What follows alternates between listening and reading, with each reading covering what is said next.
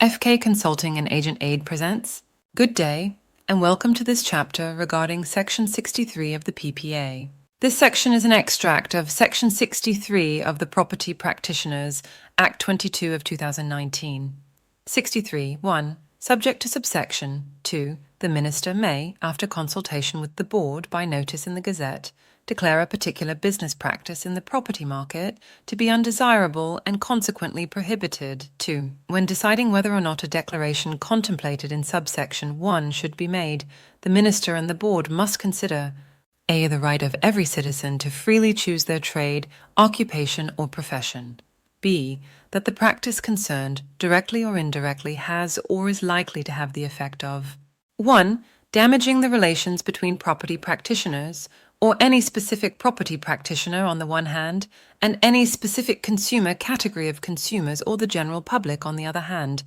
2. Unreasonably prejudicing any consumer or category of consumers. 3. Deceiving any consumer or category of consumers. Or 4. Unfairly affecting any consumer or category of consumers. C. That if the practice is allowed to continue, one or more of the objects of this Act as contemplated in Section 2 will, or is likely to be, defeated. 3.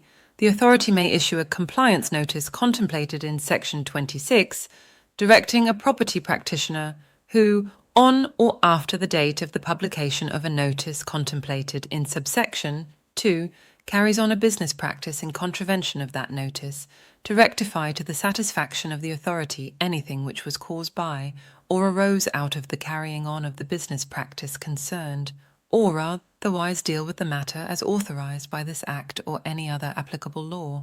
Important notes on this section. This section acts as a broad descriptor of the expected conduct of all property practitioners, where the Code of Conduct does not mention such conduct specifically.